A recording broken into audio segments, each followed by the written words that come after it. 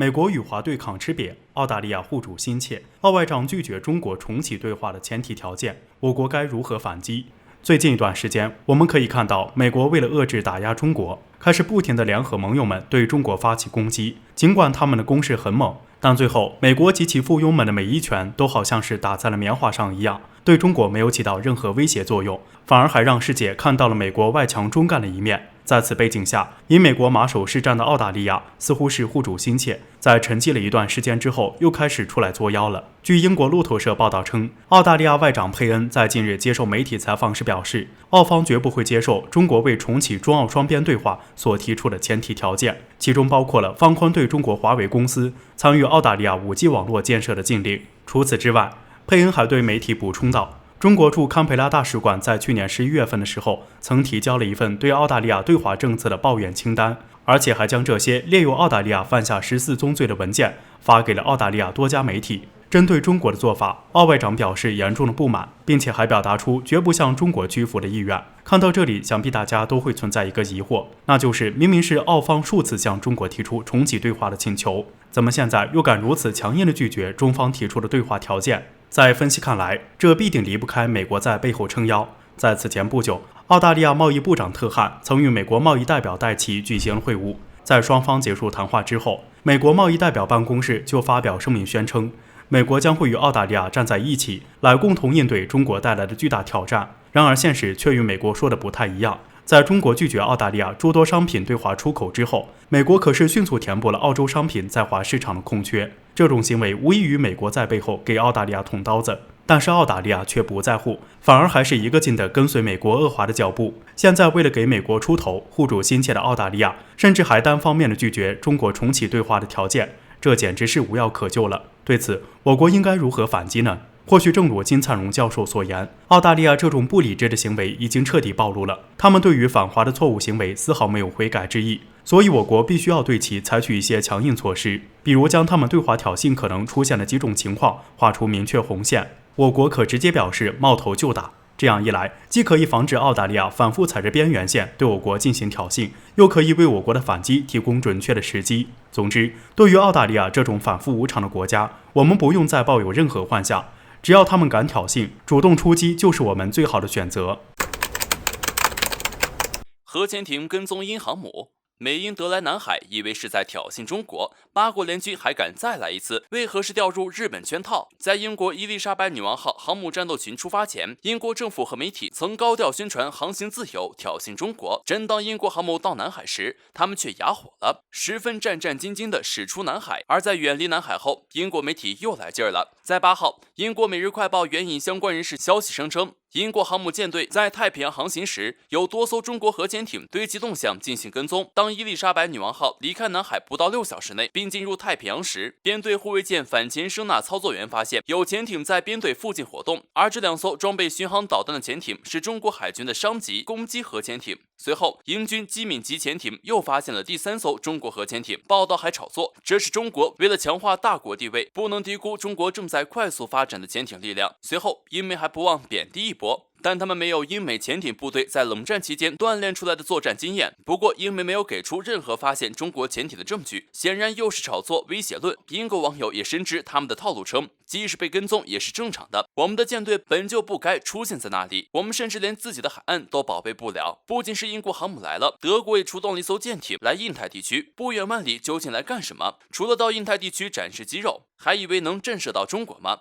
甚至还有极大的冲突风险，可以说百害而无一利。近段时间，包括英、法、德、美、澳、加等域外国家开始频繁地在印太地区集结搅局，这背后不得不提到日本。表面上看，在美国的印太战略下，美国盟友开始在印太地区找存在感、挑衅，但不想起冲突。但日本显然是想把局势往更危险的方向推。前段时间，日本还和法国、澳大利亚、美国举行夺岛等演习，炒作中国海警在钓鱼岛巡航等，同时还将台海局势上升为关乎印太地区稳定的位置。日本高官更是接连发出危险言论，导致南海、台海局势瞬间升温。所以德国、英国舰艇的到来显得更加挑衅意味十足，而日本的目的达到了。日本一向把台海问题、钓鱼岛问题、南海问题这3大问题看作关乎日本生死存亡的生命线。日本如此上蹿下跳，就是要把美欧拉入其战略中，要在乱局中谋取自身利益，而美欧落入日本圈套，在为日本火中取栗。但是日本似乎忘记了，西方已经意识到中国不再是以前的那个国家，还敢再来一次八国联军侵华吗？而日本想坐山观虎斗也不可能，因为冲在一线的桥头堡总是第一个被打击的目标，还不长记性。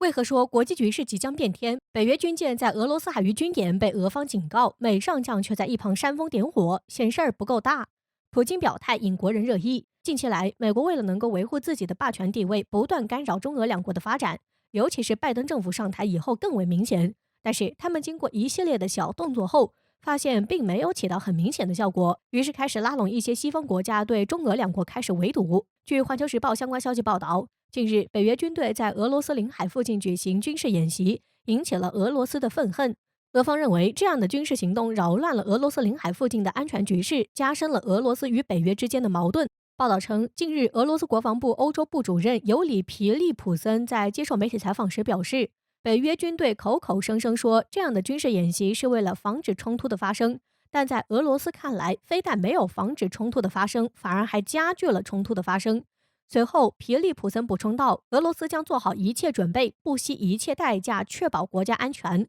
俄方曾多次警告，如果一些有军事行动的国家在俄罗斯领域增兵的话，就会被认定为是军事威胁，并且之前就严正声明，如果在俄罗斯边界进行军事行动，肯定会引起一些不必要的冲突。但是，一些西方国家就是不顾危险，恶意破坏两国和平稳定的局势。报道称，目前黑海似乎正从一个和平的地区逐渐变成了一个危险的军事演习地区，而这样的情况意味着，或许演习会在今后的某一个点上可能会演变成战争。值得注意的是，作为世界超级大国的美国，非但没有为这场冲突降温，反而还开始煽风点火，加剧了俄罗斯与北约之前的矛盾。近日，美国海军上将罗伯特·博尔克公开发出警告，声称北约有权利在这场演习中开火。他认为，北约的军舰在演习的过程中，如果受到俄罗斯的干扰或者威胁的话，就有权利开火打击。有相关分析人士认为，美国海军上将这样的想法完全是在鼓动北约和俄罗斯发起战争。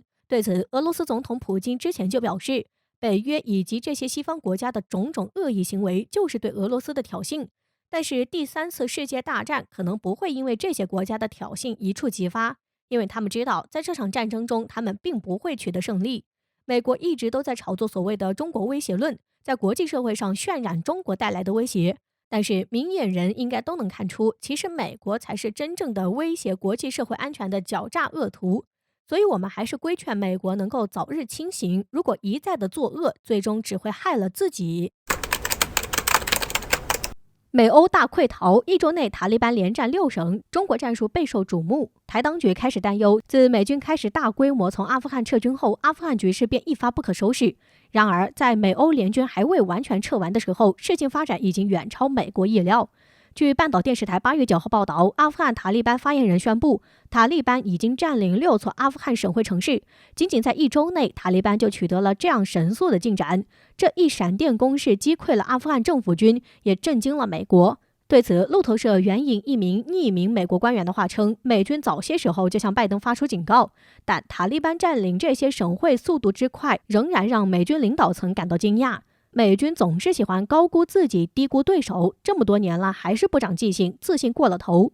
在这之前不久，美国还曾提议组建过渡政府，还想在阿富汗推行绥靖政策，不过遭到塔利班严词拒绝，而是要寻求根本性解决方案。据悉，在几乎没有任何交火的情况下，塔利班占领的第6座萨曼甘省首府艾巴克市就倒戈了，而且这座省会城市具有重要战略意义，意味着阿富汗北部多地政府军的补给线将被切断，而阿富汗政府控制的数个北部城市和地区被塔利班分割成了孤岛。同时，塔利班乘胜追击，继续挺进其他大城市。而这次塔利班行动中的战术备受关注。在7月底，塔利班一直占领乡镇，目前几乎占领了全部乡镇，对省会城市却是围而不打。但现在似乎时机已到，战术有了重大变化。很多人对这一打法似乎很熟悉，很像我们以前用的农村包围城市游击战术。接着从北打到南，势如破竹，然后大决战就此拉开序幕。在大决战前夕，美欧开始了大溃逃，一直按兵不动的美国驻阿富汗大使馆突然发表声明，一边谴责塔利班的暴力行动，另一边敦促在阿美国公民尽快离境，否则后果自负。同时，英国、法国驻阿富汗领馆也发布了类似撤离声明，这也表明西方对阿富汗政府溃败达成共识，塔利班和阿富汗的决战即将到来。在这种情况下，美国政府强调不会再出兵干预阿富汗局势，阿富汗安全部队应自行承担保卫阿富汗的重任。美国再一次绝情地抛弃了盟友和伙伴，这也引发了台当局的担忧。虽然美国多次强调对台承诺坚如磐石，但是美国的话越来越不可信，尤其是这次美军撤离阿富汗，更是给对岸一个响亮的警告。然而，台当局仍然加强和美国的勾结，完全不知道大祸会怎样临头。